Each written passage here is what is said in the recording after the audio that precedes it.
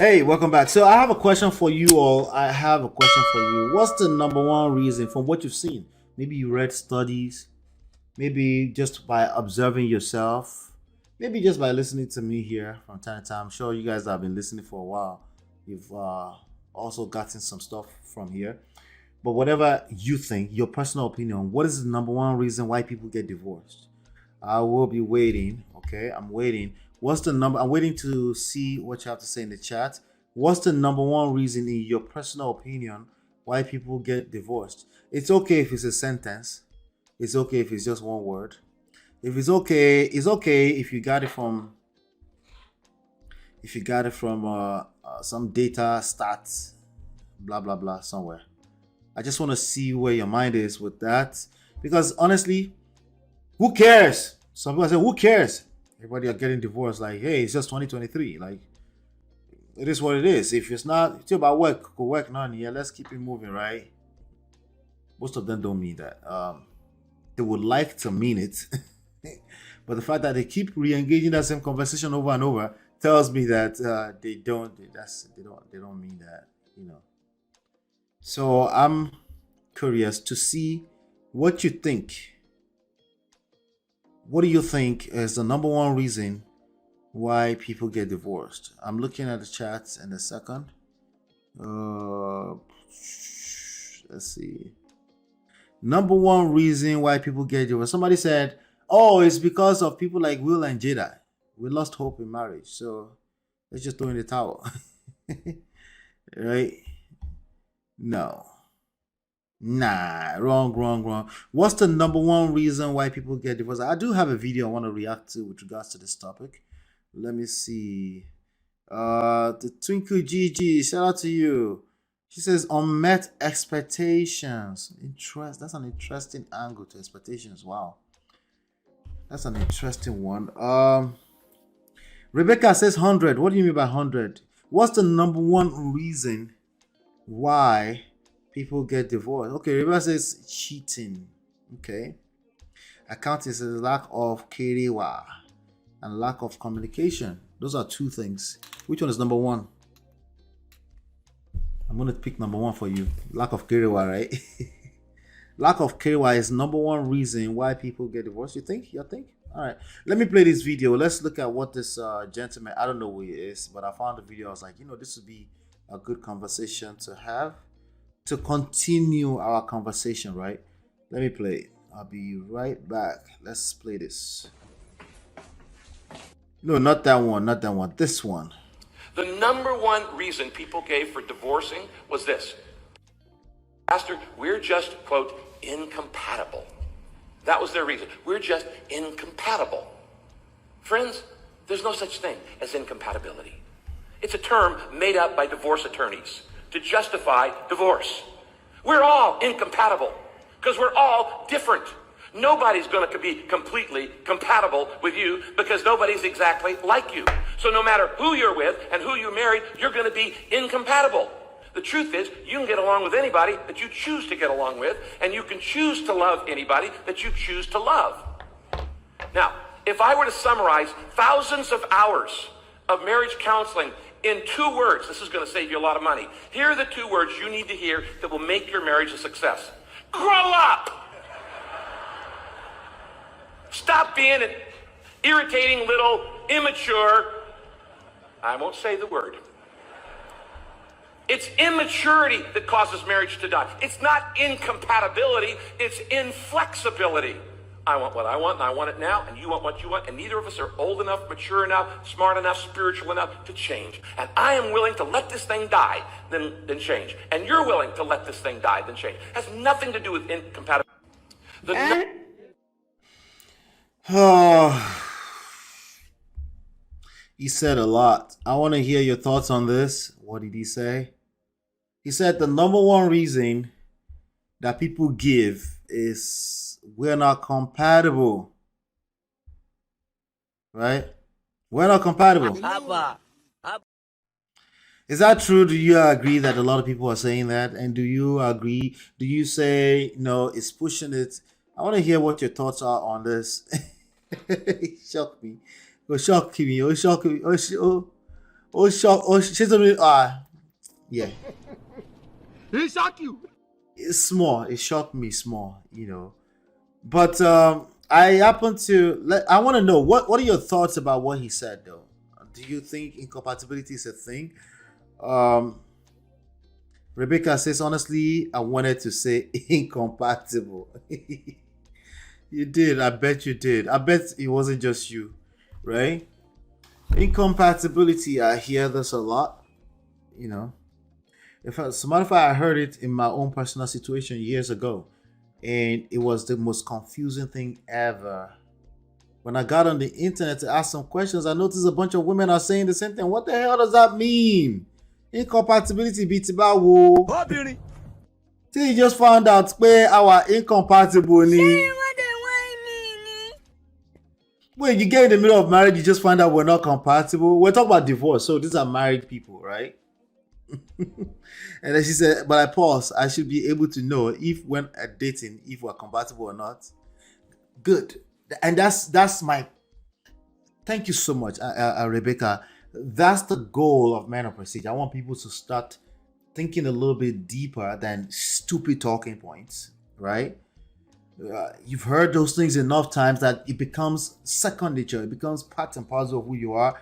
You throw that word out there just like that before you know it. It could be incompatibility. It could be boundaries. It could be narcissist. All these words.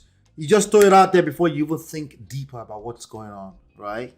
Or before you even think enough to ask questions like, tell me more about that story, right? So that was a good one, Rebecca. Thank you so much for that. Angela says incompatibility is a general term. It houses so many issues. That right there that's a very, very good point. Okay, that's a very good point because I don't want to say there's no such thing as incompatibility. I don't necessarily want to say that. Okay, people can marry a person that's not compatible with them. Anything the mind can conceive is possible. Okay, that's just the truth. That's just the reality. Okay. Oh no, but there's no such thing as toxic masculinity. Yes, yes, there is. Yes, there's no such thing as toxic family. Yes, there is. Stop the cat. Okay, there is. If somebody said it, they're trying to say something, and you're not open to hearing it. Stop the cap. Stop the cap. Okay, so if somebody says we're just incompatible, we're not supposed to shut that down. It's just preaching on the stage, so that's okay. But when you're engaging that person, you're trying to help them. If you're actually mean to help them solve the problem, what you don't want to do is shut down the idea that is a thing. It is a thing. The issue with it, then what we can get deeper into the part of the conversation, which Angela is saying, incompatibility is a general term. It houses many, many issues. We can be incompatible on a temporary basis too. Like we're just not compatible. Maybe we can grow to that level. Maybe we can learn something that will make us mesh a little bit better, right? We can keep an open mind about that as well, right? As opposed to, no, there's incompatibility and just that, eat it up. Or there's no such thing as the extremes are the issues with this relationship issues. The extremes, okay? The absolutes are the issues. There's no such thing as absolute in the reality of things. When it plays out, there's nuances everywhere. And you're part of the people that bring the nuances in. You're not as right and wrong as you might want to claim. It's a lie. It's literally just a lie, you know. You know, he's understanding it literally. Yes. You know, it depends on what the person wants you to be flexible about. Right? Flexible about what? Like sometimes people will say deal breaker. Most people that say deal breaker, whatever they list on that list is not really deal breaker. They don't know how they will react until they find themselves in that situation. That's just the reality. Okay. However, right, there are deal breakers. There are deal breakers. What I'm saying in essence is that you don't know your deal breakers until you're experiencing it, right? You just be like, I can't take that. I have to move on. You never realize it was your deal breaker. And the things you thought were deal breakers, you find yourself in that space. You're like, wait, I can't just run because there's vested interest everywhere. My whole life is around this whole picture. I can't decide, right? So it's not as simple as people run their mouths to be when it comes to these things, right? So, but back to flexibility, he's asking like, you have flexible. Like, yes, you have to compromise. That you are by default in any form of relationship you do. That's your friend that you went on the trip with. You tolerated them now. That's the honest truth. That's why it lasted that long, right? Compromise. That's something that everybody understands. But there's some things that your spirit might just kick against it. Like, no, I can't compromise on that. I can't be flexible on that, right? But there's a lot of issues too that's why you're living your marriage. We could talk. We can. If you come out on the other side of this, you will have the greatest marriage in the world, right?